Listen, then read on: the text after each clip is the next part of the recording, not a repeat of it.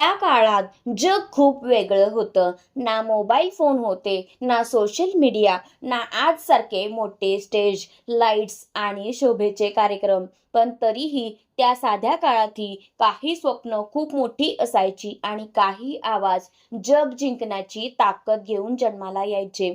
अशाच एका छोट्याशा साध्या घरात संगीताच्या वातावरणात एका अद्भुत आवाजाचा जन्म झाला. तो आवाज पुढे जाऊन फक्त भारतातच नाही तर संपूर्ण जगात ओळख निर्माण करणार होता. त्या मुलीचं नाव होतं आशा भोसले.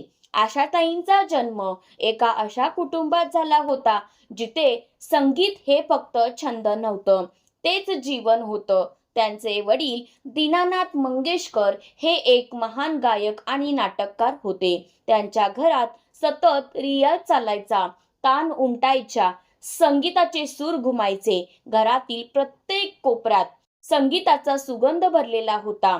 लहान आशाताई त्या वातावरणात वाढत होत्या. त्या खेळत होत्या, हसत होत्या, पण त्याच वेळी नकळत त्या संगीत शिकतही होत्या. त्या फक्त गाणी ऐकत नव्हत्या, त्या प्रत्येक सूर समजून घेत होत्या, प्रत्येक ताल अनुभवत होत्या. लहान वयातच त्यांच्या आवाजात एक वेगळीच गोडी होती, एक वेगळीच जादू होती. जेव्हा त्या गाणं म्हणायच्या तेव्हा ऐकणारे थोडा वेळ थांबून जायचे, कारण त्या आवाजात काहीतरी खास होतं. त्यांच्या कुटुंबालाही जाणवत होतं, ही मुलगी काहीतरी वेगळं करणार आहे. पण आयुष्य नेहमी आपल्या मनासारखं चालत नाही. कधी कधी ज्या व्यक्ती आपल्या आयुष्याचा आधार असतात त्या खूप लवकर दूर निघून जातात आणि तिथूनच सुरू होतो खऱ्या संघर्षाचा प्रवास. त्यावेळी आशाताई अजून लहान होत्या. त्यांना आयुष्याचं पूर्ण भान नव्हतं. पण नियती त्यांच्यासाठी काहीतरी वेगळंच लिहून ठेवत होती. त्यांना अजून माहीत नव्हतं की पुढे त्यांच्या आयुष्यात किती मोठ्या परीक्षा येणार आहेत आणि त्या परीक्षा त्यांना तोडण्यासाठी नाही तर त्यांना घडवण्यासाठी येणार होत्या. पण आयुष्य नेहमी आपल्या मनासारखं घडत नाही. कधी कधी नियती आपल्याला अशा वळणावर आणून उभी करते जिथे आपण अजिबात तयार नसतो आणि असंच काहीसं घडलं आशा भोसले यांच्या आयुष्यात. त्यावेळी आशाताई फक्त 9 वर्षाच्या होत्या. लहान, निरागस आणि अजूनही आयुष्य समजून घेण्याच्या वयात. त्यांच्या आयुष्यात सर्वात मोठा आधार होता त्यांचे वडील दीनानाथ मंगेशकर, जे त्यांच्यासाठी फक्त वडील नव्हते, तेच त्यांचे गुरु होते, तेच त्यांचे प्रेरणास्थान होते. पण एक दिवस अचानक सगळं बदललं. नियतीने एक कठीण निर्णय घेतला आणि त्यांच्या वडिलांचं निधन झालं. त्या एका क्षणाने त्यांच्या आयुष्याचा पाया हादरून गेला. घरातलं वातावरण जे एकेकाळी संगीताने भरलेलं होतं ते अचानक शांत झालं. सूर थांबले, रियाज थांबला आणि हसणंही हरवलं. लहान आशाताई त्या सगळं पाहत होत्या, समजून घेण्याचा प्रयत्न करत होत्या. पण त्या वयात इतकं मोठं दुःख समजून घेणं सोपं नसतं. त्यांच्या मनात अनेक प्रश्न होते. आता काय होणार? आपलं आयुष्य कसं चालणार? त्या क्षणी त्या फक्त एक मुलगी नव्हत्या, त्या एक जबाबदारी बनल्या होत्या. घरात आर्थिक अडचणी निर्माण झाल्या. उद्याचा दिवस कसा जाईल याची चिंता सुरू झाली. लहान वयातच त्यांना आयुष्याचं कठोर वास्तव समजायला लागलं.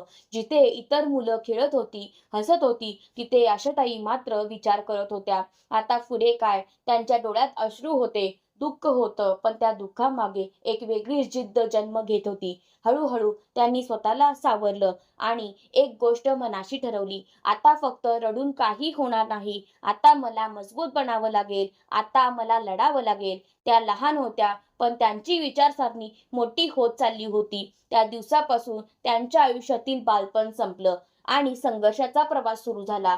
त्या फक्त आता एक मुलगी नव्हत्या, त्या स्वतःचं आयुष्य घडवण्यासाठी तयार होत होत्या. आणि कदाचित हाच तो क्षण होता जिथे एक साधी मुलगी पुढे जाऊन महान बनण्याच्या प्रवासाला निघाली. फक्त 16व्या वर्षी जे वय स्वप्न पाहण्याचं असतं, आई वडिलांच्या सावलीत सुरक्षित राहण्याचं असतं, त्या वयात आशाताईंनी आयुष्याचा एक खूप मोठा निर्णय घेतला. त्यांनी घरच्यांच्या विरोधात जाऊन लग्न केलं. तो निर्णय घेताना कदाचित त्यांच्या मनात खूप भावना असतील, प्रेम, विश्वास, एक सुंदर आयुष्याचं स्वप्न. त्यांना वाटलं असेल, आता मला माझं स्वतःचं जग मिळेल, जिथे मला समजून घेतलं जाईल, जिथे मला आधार मिळेल. पण आयुष्य नेहमी आपल्या अपेक्षेप्रमाणे चालत नाही. त्या नात्यात जिथे प्रेम असायला हवं होतं, तिथे रिकामेपण होतं. जिथे आदर असायला हवा होता, तिथे दुर्लक्ष होतं. जिथे समजून घेणं असायला हवं होतं, तिथे गैरसमज आणि वेदना होत्या. हळू त्या नात्याचं वास्तव त्यांच्यासमोर उघड होत गेलं. त्या फक्त एक पत्नी नव्हत्या, त्या एक संघर्ष करणाऱ्या स्त्री बनल्या होत्या. प्रत्येक दिवस एक नवीन परीक्षा बनत होता. मानसिक त्रास, भावनिक वेदना, एकटेपण त्यांनी खूप काही सहन केलं. कदाचित अनेक वेळा त्यांच्या मनात आलं असेल, हा निर्णय चुकीचा होता का? मी इतक्या लवकर का घाई केली? पण त्या काळात परत जाणं शक्य नव्हतं. एकीकडे समाजाचा दबाव, दुसरीकडे स्वतःच्या भावना, त्या पूर्णपणे तुटल्या नव्हत्या, पण आतून खूप कमजोर झाल्या होत्या. पण इथेच त्यांच्या आयुष्याची खरी ताकद दिसून आली. एका क्षणी त्यांनी स्वतःशीच एक ठाम निर्णय घेतला. मी असं आयुष्य जगू शकत नाही. मी स्वतःचा आदर गमावू शकत नाही. हा निर्णय सोपा नव्हता. कारण त्या काळात एका स्त्रीनं लग्न तोडणं म्हणजे समाजाच्या विरोधात उभं राहणं.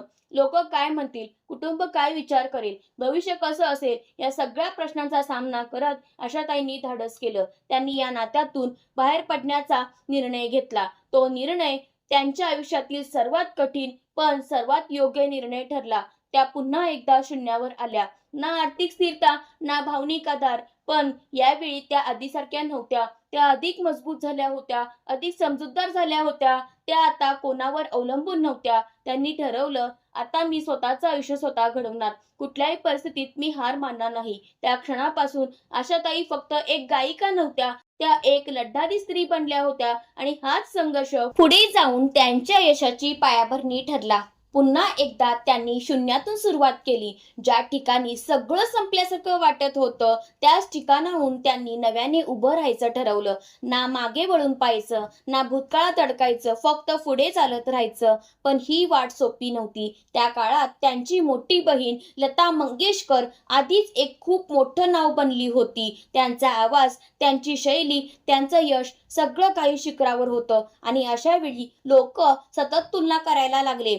आशाताई लताजींसारख्या नाहीत, त्यांच्या आवाजात ती जादू नाही, त्या कधीच इतक्या मोठ्या होऊ शकत नाहीत. हे शब्द फक्त ऐकायला कठीण नव्हते, तर मनाला जखम करणारे होते.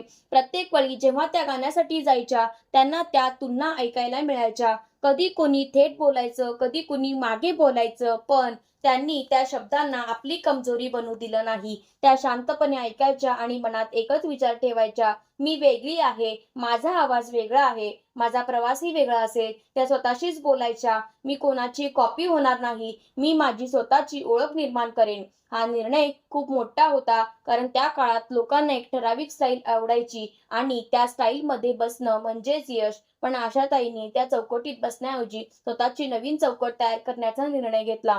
सुरुवातीचे दिवस खूप कठीण होते. त्यांना मोठ्या चित्रपटांमध्ये संधी मिळत नव्हती. छोटे-छोटे गाणे, बी ग्रेड फिल्म्स, कमी बजेटचे प्रोजेक्ट्स. पण त्यांनी कधीच काम छोटं मानलं नाही. त्यांच्यासाठी प्रत्येक गाणं एक संधी होती, स्वतःला सिद्ध करण्याची संधी. त्या प्रत्येक गाण्यात पूर्ण मन घालायच्या, पूर्ण भावना घालायच्या. कधी रोमॅन्टिक गाणं, कधी सॅड गाणं, कधी डान्स नंबर. त्या सगळं गात होत्या. हळूहळू लोकांना जाणवायला लागलं, हा आवाज वेगळा आहे. त्यांच्या आवाजात एक एनर्जी होती, एक खोडकरपणा होता, एक भावना होती. त्या फक्त गाणं गात नव्हत्या, त्या गाणं जगत होत्या. कधी-कधी त्या रात्रभर रियाज करायच्या, स्वतःला सुधारण्यासाठी, स्वतःला आणखी चांगलं बनवण्यासाठी. कोणी त्यांना शिकवत नव्हतं. त्या स्वतः स्वतःच्या टीचर बनल्या होत्या. त्या चुका करायच्या, त्या चुका सुधारायच्या आणि रोज थोड्या-थोड्या चांगल्या होत होत्या. अनेक वेळा त्यांना रिजेक्शन मिळायचं, हे गाणं तुमच्यासाठी नाही, तुमचा आवाज सूट होत नाही. पण त्यांनी कधीच नाही ऐकून थांबायचं ठरवलं नाही. त्या स्वतःशीच म्हणायच्या, आज नाही मिळालं तर उद्या मिळेल, पण मी प्रयत्न थांबवणार नाही. हळूहळू त्यांच्या मेहनतीचं फळ दिसायला लागलं. लोक त्यांच्या आवाजाकडे लक्ष द्यायला लागले. ही वेगळी आहे, यामध्ये काहीतरी खास आहे आणि हीच त्यांची खरी जिंक होती. कारण त्यांनी कोणाची नक्कल करून नाही, तर स्वतःची ओळख निर्माण करून हे मिळवलं होतं. त्या क्षणी आशाताई फक्त लताजींची बहीण राहिल्या नव्हत्या, त्या स्वतः एक नाव बनत होत्या. त्यांच्या आवाजात एक वेगळेपण दिसायला लागलं. लोकांना जाणवायला लागलं, यांच्यात काहीतरी वेगळं आहे. पण अजूनही मोठी संधी मिळायची बाकी होती. आणि मग एक दिवस तो क्षण आला. त्यांच्या आयुष्यात आले ओ.पी. नायर. त्या काळातील एक प्रसिद्ध आणि वेगळ्या स्टाईलसाठी ओळखले जाणारे संगीतकार. त्यांची गाणी रिदमने भरलेली, एनर्जीने भरलेली आणि त्यांना एक वेगळा आवाज हवा होता. जेव्हा त्यांनी आशाताईंचा आवाज ऐकला, ते थांबले. काही क्षण शांतता आणि मग त्यांनी म्हटलं, "हा आवाज वेगळा आहे. यात एक एनर्जी आहे. ही फक्त गात नाही, ही गाणं जिवंत करते." तो क्षण आशाताईंसाठी खूप मोठा होता, कारण पहिल्यांदाच कुणीतरी त्यांच्या आवाजातलं खरं सामर्थ्य ओळखलं होतं. पहिल्यांदाच कुणीतरी त्यांच्यावर पूर्ण विश्वास ठेवला होता. त्या संधीने त्यांच्या आयुष्याला एक नवं वळण दिलं. आता त्यांना मोठी गाणी मिळू लागली, चांगले प्रोजेक्ट्स मिळू लागले, त्यांच्या आवाजाला योग्य मंच मिळाला आणि त्यांनी त्या संधीचं सोनं केलं. त्या प्रत्येक गाण्यात पूर्ण एनर्जी, पूर्ण भावना त्यांनी ओतली. लोकं म्हणू लागले, "हा आवाज वेगळा आहे. हा आवाज ऐकला की गाणं जिवंत होतं." हळूहळू आशाताईंचं नाव लोकांच्या ओळखीचं बनायला लागलं. त्या आता फक्त स्ट्रगल करणारी गायिका नव्हत्या, त्या एक रायझिंग स्टार बनत होत्या. आणि हा टर्निंग पॉइंट त्यांच्या आयुष्याचा सर्वात महत्त्वाचा टप्पा ठरला. कारण याच क्षणापासून आशा भोसले नाव इतिहासात लिहिलं जाणार होतं. हळूहळू संघर्ष, मेहनत आणि सातत्य यांच्या जोरावर आशाताईंनी स्वतःची एक वेगळी ओळख निर्माण करायला सुरुवात केली. त्या काळात गाण्यांमध्ये एक ठराविक शैली प्रचलित होती. पण आशाताईंनी त्या चौकटीत अडकून राहणं नाकारलं. त्यांनी स्वतःला एका चौकटीत मर्यादित केलं नाही. रोमॅन्टिक गाणी, सॅड गाणी, कार्पेट्स, डान्स नंबर्स, त्या प्रत्येक प्रकारचं गाणं तितक्याच आत्मविश्वासाने गात होत्या. त्यांच्या आवाजात एक वेगळा खोडकरपणा होता, एक ऊर्जा होती आणि सर्वात महत्त्वाचं म्हणजे भावना होती. त्या फक्त शब्द गात नव्हत्या, त्या त्या शब्दांना जीव देत होत्या. एखादं रोमॅन्टिक गाणं असेल तर त्यांच्या आवाजात प्रेम जाणवत होतं. एखादं दुःखी गाणं असेल तर ऐकणाऱ्याच्या डोळ्यात पाणी येत होतं. कार्पेट गाणं असेल तर त्यात स्टाईल आणि ॲटिट्यूड दिसत होता. म्हणूनच हळूहळू लोकं म्हणायला लागले, "आशाताई फक्त गाणं गात नाहीत, त्या भावना देतात." आणि हाच त्यांचा सर्वात मोठा स्ट्रेंथ बनला. त्या काळात आशा भोसले हे नाव एका वेगळ्या स्टाईलचं प्रतीक बनत होतं. त्यांनी स्वतःचं एक स्थान तयार केलं होतं, जे कोणाशी तुलना करता येणार नव्हतं. त्या आता फक्त एक गायिका नव्हत्या, त्या एक अनुभव बनल्या होत्या. आणि मग त्यांच्या आयुष्यात पुन्हा एकदा प्रेम आलं. आर.डी. बर्मन हे नातं फक्त दोन व्यक्तींचं नव्हतं, ते दोन आत्म्यांचं आणि दोन संगीतप्रेमींचं मिलन होतं. दोघांनाही संगीताची प्रचंड आवड होती आणि त्या आवडीनेच त्यांना एकत्र आणलं. जेव्हा हे दोघं एकत्र काम करायचे, तेव्हा काहीतरी जादू घडायची. स्टुडिओमध्ये सूर जुळायचे, भावना जुळायच्या आणि त्यातून तयार व्हायची अमर गाणी. त्यांच्या या नात्याने हिंदी संगीताला एक नवं रूप दिलं, नवे एक्सपेरिमेंट्स दिले, नवे साऊंड्स दिले आणि लोकांच्या हृदयात कायमचं स्थान मिळवलं. हे नातं फक्त प्रेमाचं नव्हतं, ते एक प्रेरणा होतं, एक शक्ती होतं, ज्यामुळे आशाताईंनी आणखी उंच भरारी घेतली. हळूहळू आशाताईंचा आवाज भारतापुरता मर्यादित राहिला नाही, तो जगभर पोचला. त्यांनी हजारो गाणी गायली, विविध भाषांमध्ये, विविध शैलींमध्ये, प्रत्येक गाणं वेगळं, खास आणि लक्षात राहणारं. त्यांच्या या प्रचंड योगदानासाठी त्यांचं नाव गिनीज वर्ल्ड रेकॉर्ड्समध्ये नोंदवलं गेलं. हा सन्मान फक्त त्यांच्या यशाचा नव्हता, तर त्यांच्या मेहनतीचा आणि संघर्षाचा पुरावा होता.